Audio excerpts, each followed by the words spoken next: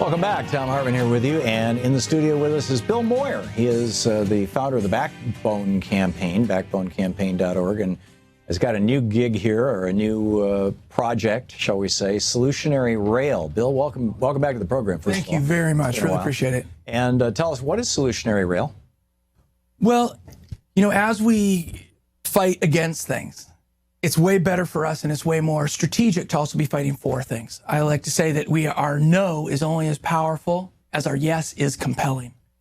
So Solutionary Rail is a way of addressing the use of our rail for fossil fuel commodities. Specifically, you know, I'm based in the Pacific Northwest, so that's seen as a shortcut to Asia for Powder River. Hell of a lot of coal coming out of there. A lot of coal, now Bakken oil and tar sands oil. So that inspired Backbone Campaign to get involved on that issue.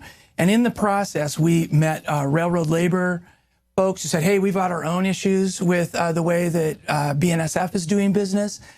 And then a guy actually said, hey, we've got this Northern Corridor paper. Why don't you see if you can green this? Because of clearly, you know, railroad is a super important infrastructure for sustainability and addressing climate issues. And it's because it's one of the most efficient ways to transport things. Way more efficient than moving it on, period. And then it's even more efficient if you electrify. Mm-hmm. But in this country, the railroads are privately owned. And so they're not going to make that infrastructure investment in the electrification like they're doing everywhere else. Right. I mean, the Trans-Siberian Railroad was electrified in 2002. UK is electrifying, Germany is electrifying, Ethiopia is electrifying their rail. Wow. But in the United States, because the private corporations that own the railroad corridors would get charged property tax on improvements, they're not going to make that systemic-wide improvement. Right. And yet, we as a country really need that kind of a move forward. Now, in 1980, part of the Libertarian Party's platform was to privatize the rail system in the United States. Was there a time when the rails were mostly publicly owned? No, I don't think there was ever a time that the rails were mostly publicly owned. The rails were privately owned, and they had an obligation to serve the public. In 1970, we passed the act that created Amtrak. That was a bailout of the railroad systems, because when we built the freeway infrastructure, all that freight and those passengers fled the rails, and then we hit the roads. Right. Now, that freeway infrastructure is not paying for itself. The wear and tear of those trucks is way disproportionate to what they pay. Right. So our objective is to shift the economics of rail, to go and get that long-haul trucking back onto the tracks, to speed it up, to make it more efficient by putting a publicly owned and run railroad electrification infrastructure on the private rail right away. That way we can increase speeds of freight trains up to 80 miles an hour, and freight trains up to 80 miles an hour, and passenger to 110 and 125 on existing track. Why not just nationalize it? Well, you know, that's a great idea. I would be happy with nationalizing the railroads. I just think that's a bigger fight and more ideological than what we can actually do in right now. And I think that we're okay right now. I think that we can create an alliance between rural communities, farmers, labor, rural power cooperatives, environmental justice advocates, and environmentalists, all to electrify the rail and power that railroad with renewable energy. One of the great things about us owning it is we can do certain public benefit mandates around labor conditions and around regularity of service. But a key one is that it be powered by renewable energy. The place that we're discussing, we're proposing a demonstration project. It's a pretty big demonstration project. It's 2,200 miles from Chicago to Seattle. Oh. That Northern Corridor section is a single owner BNSF railroad. And it stretches over multiple reservations and dozens of rural electrical cooperatives that were started in the 30s and 40s. Those rural electrical co-ops and those tribes, they can't build out their renewable energy portfolio. They can't build out their capacity unless they can have a place for those electrons to go at peak production. They can't get the financing. And it could go into the rail system. And this would give them that customer in perpetuity. So one thing that occurs to me, we're right now on Sirius XM. And so all across the country, you got long-haul truckers who are listening to you say, we want to move people off trucks and onto the rail. Yeah. What do you say to people who say, hey, wait a minute, you're threatening my livelihood here? Well, I think long-haul truckers would be the first ones to agree with you. Their livelihood is very hard living, and they're having a really hard time actually hiring enough long-haul truckers.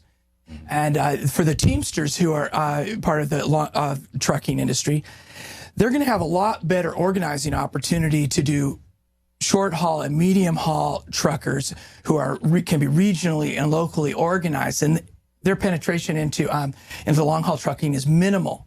So we haven't had any objections there. I think that the long-haul truckers, just like the railroad labor that we've been working really close with, Railroad Workers United, we got a resolution from the Washington State Labor Council this last month in pushing Governor Inslee to be a champion for this. They want to see a different kind of railroad system. These folks haven't had a schedule, and they're on call 24/7. It creates chronic fatigue within the system and very harsh, difficult conditions for whistleblowers. Sure. So where does the money come from to electrify this 2,200 miles of rail? 80% of it we're proposing would come from private activity bonds, and 20% of it would come from TIFIA loans. We're proposing that the governors along the Northern Corridor, specifically Jay Inslee of Washington State, Governor Bullock of Montana, and Governor Dayton of Minnesota, that they combine their efforts in their departments of transportation and form a nonprofit corporation called a Steel Interstate Development Bank. That entity could access those public funds, that financing, not taxpayer dollars, and to pay for the first 2,200 miles of this project, which costs $5.5 billion. It's about a $2 million to $2.5 million per electrification mile, and that would be continued to be owned in perpetuity by the public entity and would charge the railroads user fees. We have a minute and a half left or so. Where'd this idea come from? Well, some folks in Virginia, the Steel Interstate Coalition and Rail Solutions had done some work a few years back that I'd heard of, and I was really inspired by it. But they didn't have a strong labor component, and they were concentrating on the I-81 corridor. They also didn't have a mandate for renewable energy. So the folks who are associated with that, I've had a great team, a technical team. Steve Krismer, principal track geometry engineer from Amtrak, Bruce McFarlane, an economist, lots of folks from around the country. And so for the last couple of years, we've been working to take that 2008 Northern Corridor Improvement Paper, take the Steel Interstate proposal for I-81 and take our own public benefit mandates and a coalition building experience and applying that to a very positive yes that people should all be able to get behind, and it will help unlock a truly just transition to a sustainable transportation infrastructure and stabilizing the variability of renewable energy. Wow. Is that a major project? So where's the renewable energy going to come from for this rail system? Are you talking about solar panels all along the railroad? Well, this is coming from these rural electrical co-ops that are all there, the tribes. So we can be doing wind, we can be feeding in from the communities who are depressed and underserved by rail since it abandoned them so many decades ago. So you're giving these communities an opportunity to basically make some money providing the energy for the transportation. That's right, and that's just on top of having greater access to the rest of the world for their freight and their own manufacturing and getting people and in travel for that matter. Travel for that matter, right? It's their lifeline. Cool. Bill Moyer is it's called solutionaryrail.org is the website, and /petition at the end of that. Thank you. Okay, folks can /petition. We want everybody's support to push Jay Inslee to be a champion. Thank you. Thank you. Just a second. This is the Thom Hartmann Program. That's Bill Moyer at Solutionary Rail. We'll be right back.